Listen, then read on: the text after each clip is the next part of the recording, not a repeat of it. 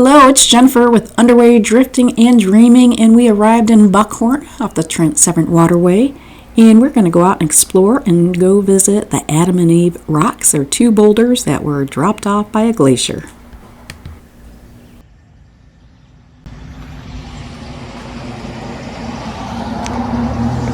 Let's go check out the Adam and Eve rocks. The story behind the rock: if you and your partner hold hands and touch one of the two large glacial rocks found along it, your lives will be eternally blessed.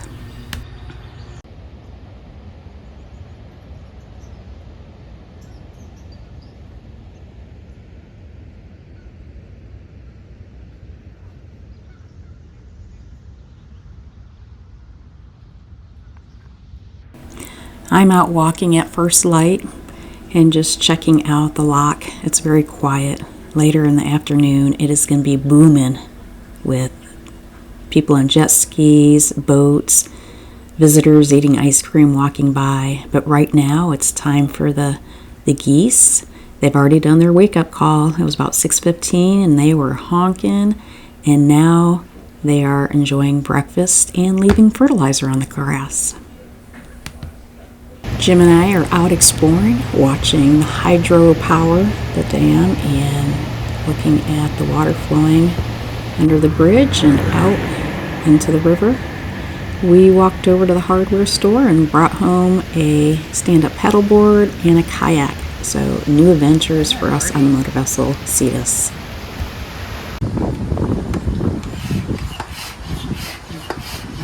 What are you doing, Jim?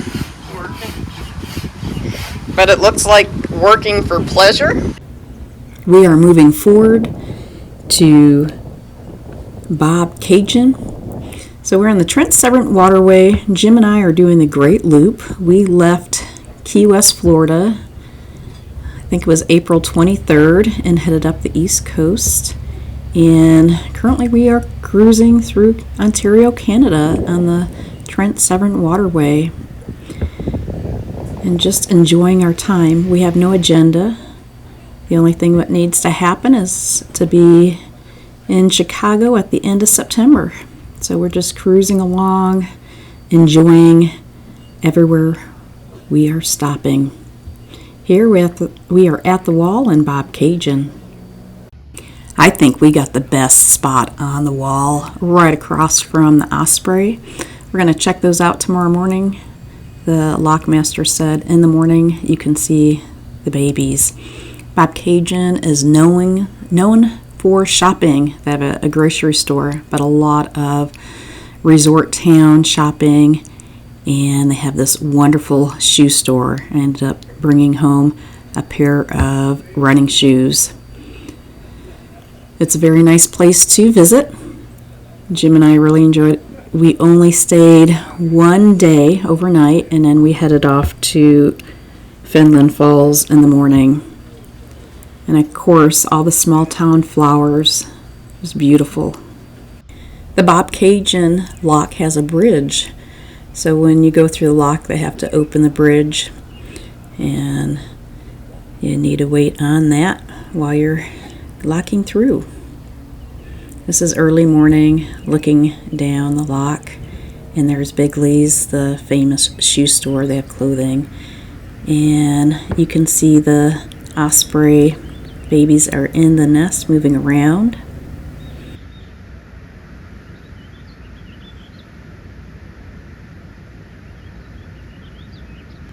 We have been seeing a lot of osprey, but not eagles.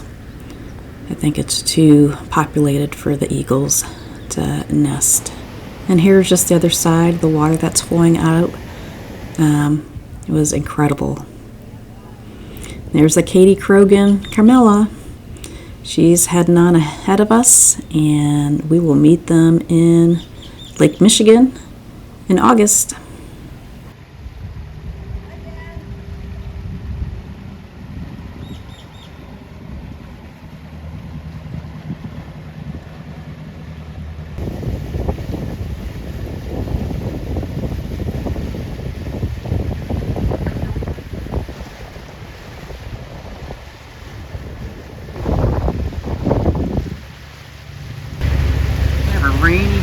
heading into Fenelon Falls. Chilly. We have our sweatshirts on. And we're going to be seeing some waterfalls here shortly. Going into the lock.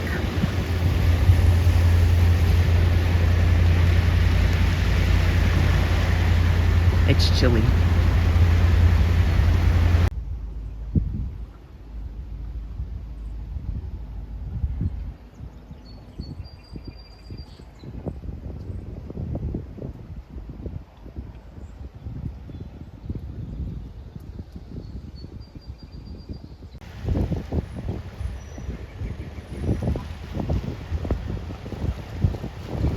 Alright, be prepared for coming.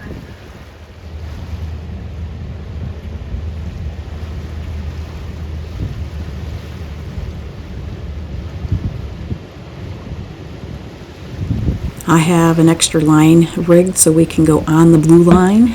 That there was a red light and boats were locking through, so we have to wait, and we will be, I think, the second or third in the lock.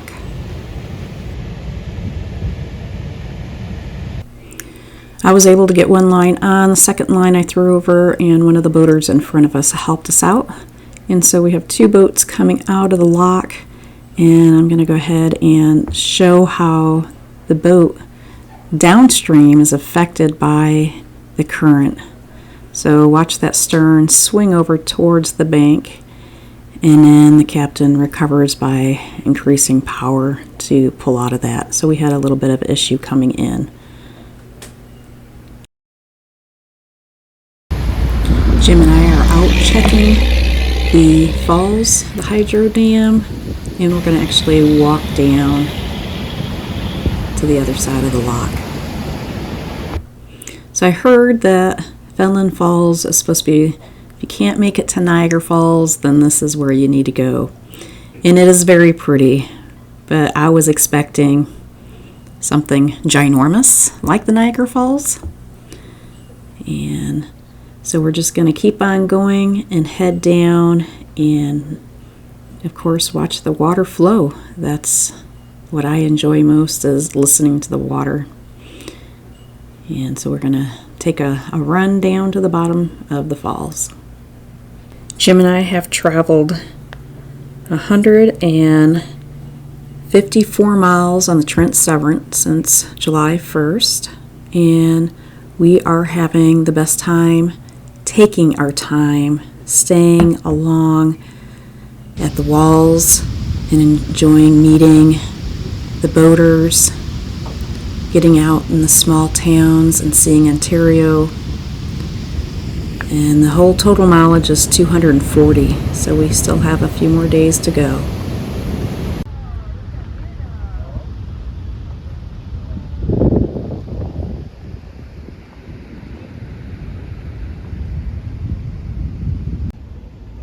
Alright, walking up the steps to, they're so steep.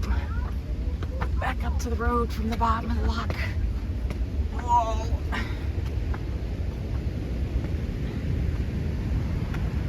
So the lock is underneath there. There's a little chute.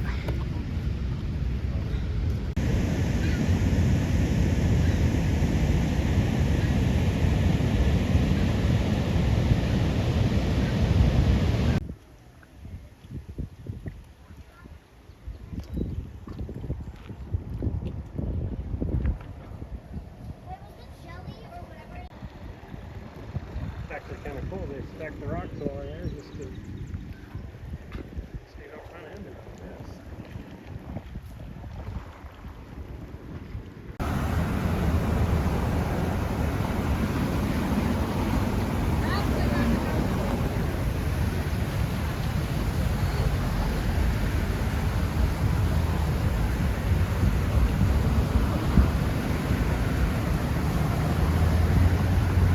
In the next 20 miles, we're going to have some very, very shallow waterways and narrow waterways, big enough just for one boat.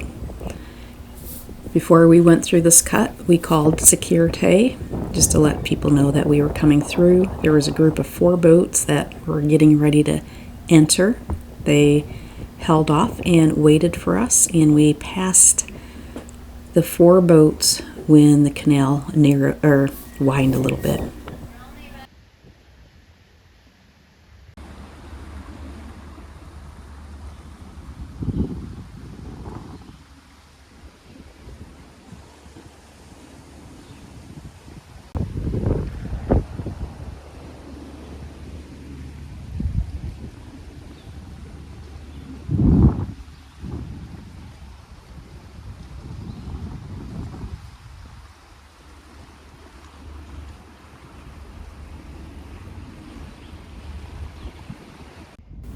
With our stabilizers, we cannot move out of the center of the channel and risk running aground. The first boat runs aground and backs off, and the other 3 proceed very slowly.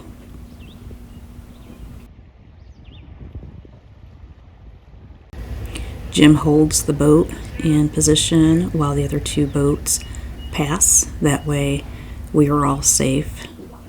You can see how close we are together.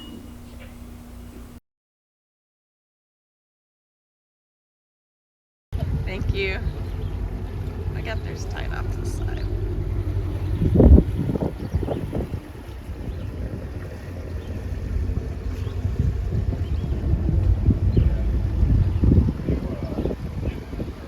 Thank you.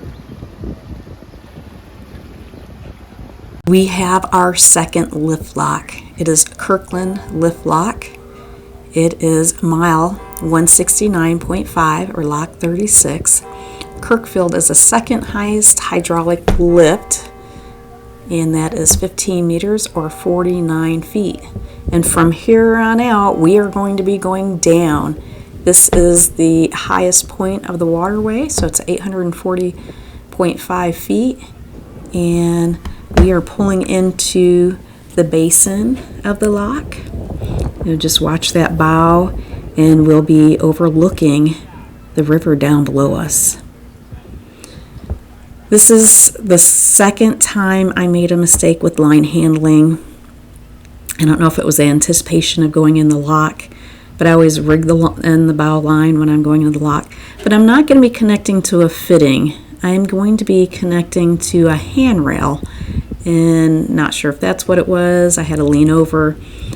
I didn't have my line set up right. So you'll see it, it's over the handrail, and as soon as I do it and I back away and I look at it, I knew I made a mistake. I went and fixed it. So the boat wasn't moving. You can see how calm it is.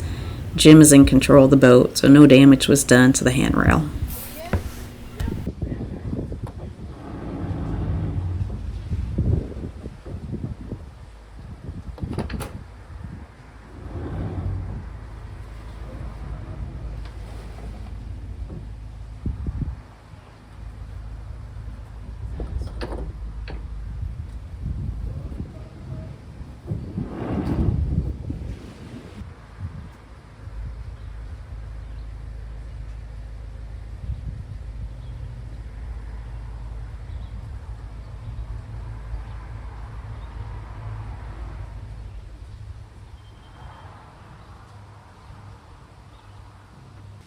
I want you to keep looking forward, have a relative where the trees are located at. Our bow is pointing downriver, and the basins are going to start moving. It doesn't look like we're moving, but we are. We're heading down, and then you'll see the other basin coming up. And so just keep an eye on that right side of the screen, and you can see the difference in the trees and the handrails.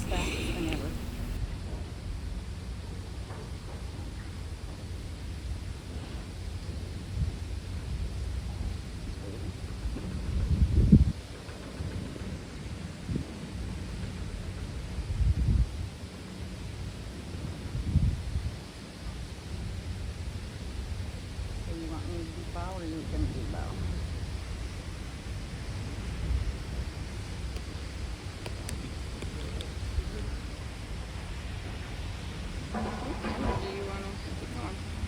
I'm heading to the stern to take the line off. It's still locked. Just All right, we are just waiting for that gate to drop so we can go forward. We stopped on the line, tied up, walked over, and checked out the lock.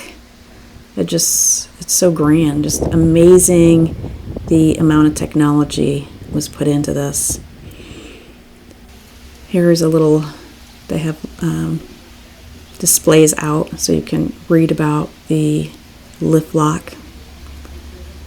We ended up having lunch on the boat while we were tied up and then proceeded. We have to proceed to Canal Lake, which is a very shallow lake. It's about 6 foot deep. We draw 5, and I think we had 1 or 2 inches below the skeg. So we have a skeg that protects our single prop. And then in these really small channels, we called security. I called ahead of the lock, and they release all the boats together. So they communicate with the locks. So in these shallow or narrow waterways, nobody is going past each other.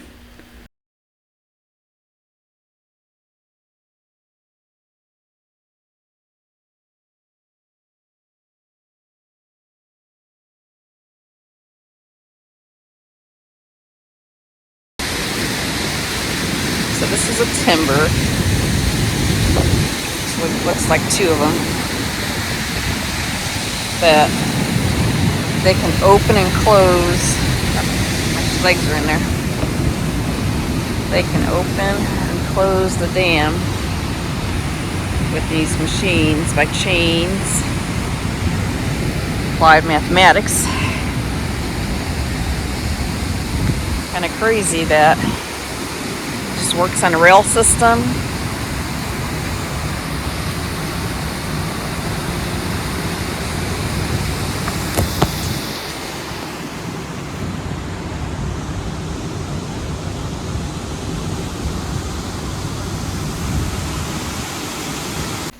Away from the dam, it's so much quieter. And here's a look at the exterior of the lock. This is lock 37, and it's just quiet. This is our spot for the night. There's a boat on the lower side. We tied to the wall on the upper side. So we have a beautiful sunrise in the morning. There's a little bit of fog on the water, and this is what the lock is. So we're sitting right in front of the lock. There's the blue line. So remember, the blue line is where you want to go when you intend to go through the lock. But when the lock master arrives, we let them know that we are ready and there's nobody behind us. So we're the first ones in that lock. I walked down, I guess it was about 2 miles down, and there was an osprey nest we had saw that evening before, and the ospreys are so busy in the morning. I thought maybe I was hoping to see the babies. From here on out, we have 5 locks in the next 3 miles plus a bridge before we get to Lake Simcoe. And the landscape is changing. It is now becoming flat farmland.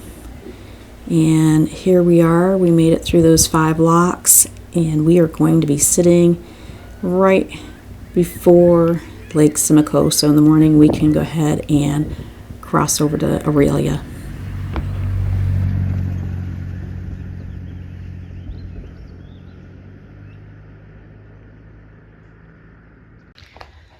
Alright, so you notice that our boat is away from the dock on the stern. Most times we enter or get on board the boat here at the stern. Usually it's a step up, step down. Sometimes it's straight across, we get lucky. But here we have a 6-foot wall. So we kicked our stern out so we could bring in our bow. You can tell the spring lines are all loose and slacking. The only one that's really important is this bow line that's on top. And so it might not look like it, but it's hard to get off and on here. So I think we've only used this probably 2 times, once in Florida at the fuel dock, again in Waterford, New York, when we were against the wall, and it was a easier step, but that's like 3 feet. I need to put the phone down to climb up there.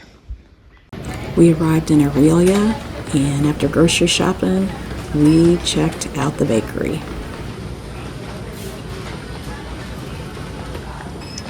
What'd you find, Jim? That's your favorite butter tart. I know you like all of them, I think. I like all of them. Is that cherry? Wow. Cherry cheesecake. You need a combo. Cinnamon buns. Lemon rosemary. Shortbread. Some peanut butter cookies. Lemon loaf. Squirf loaf.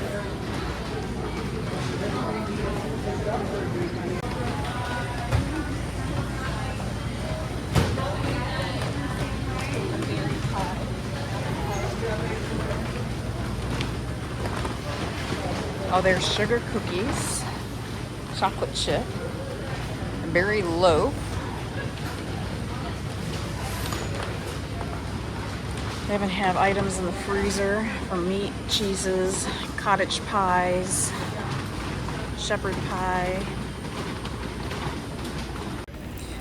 We walked out empty-handed. We were looking for an assortment of butter tarts, and I did find some at the farmer's market the next day. There were swans at the Marina.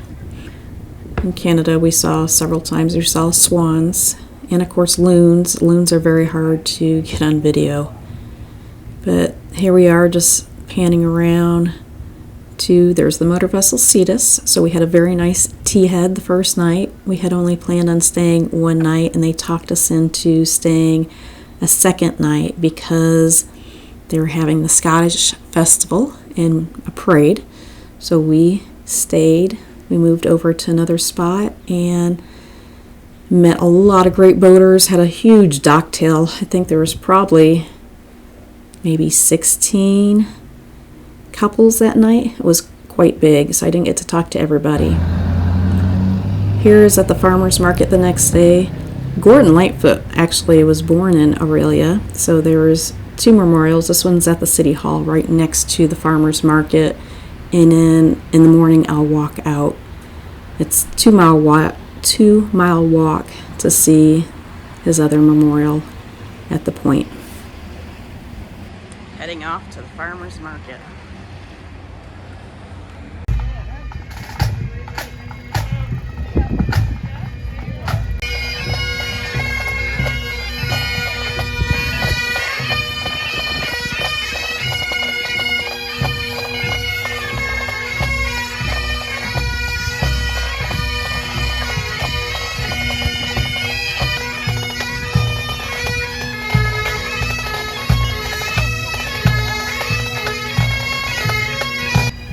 It was a great parade. We followed the pipes and the drums over to the parade field and watched them all play together. So it was a very nice afternoon, and we were able to sit on the boat and listen.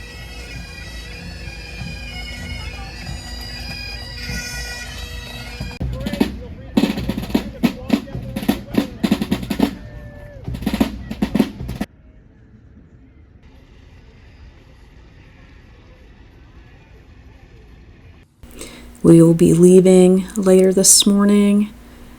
It's a very quiet and beautiful morning. It's so calm. This is a transient marina, and the docks are very nice. I'll be getting on our boat through the stern door, the transom door. So just not very often we get to do that. You can see our battle fenders there. Those fenders just blow up, and we can put those out in time of need. And here is my walk over to the Gordon Lightfoot Memorial, and it was early in the morning, so the sun is not hitting it the right way, but it's all Gordon Lightfoot songs. A lot of people are familiar with the Edmund Fitzgerald. I grew up listening to Gordon Lightfoot, and I had his CDs and sang along while in the car. And so there's just some static displays to explain all of each little leave. There's little designs like different songs. You can see the pictures in there.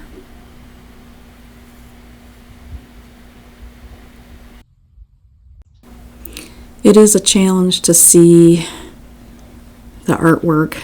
There's 29 church bells, the Edmunds Fitzgerald.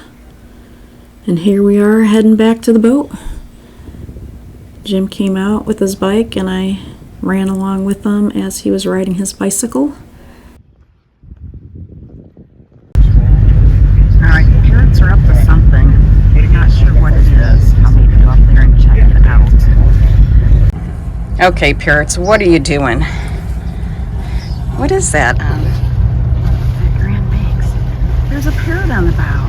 Look at the figurehead over there. But there's two cats on that boat, and that's why you're not going over there. We're getting ready to leave Orillia Marina and head up towards the big chute. Thank you, you too. Thank you for joining us on our Great Loop adventure. Clicking like and subscribing, we really appreciate it. We'll be making more.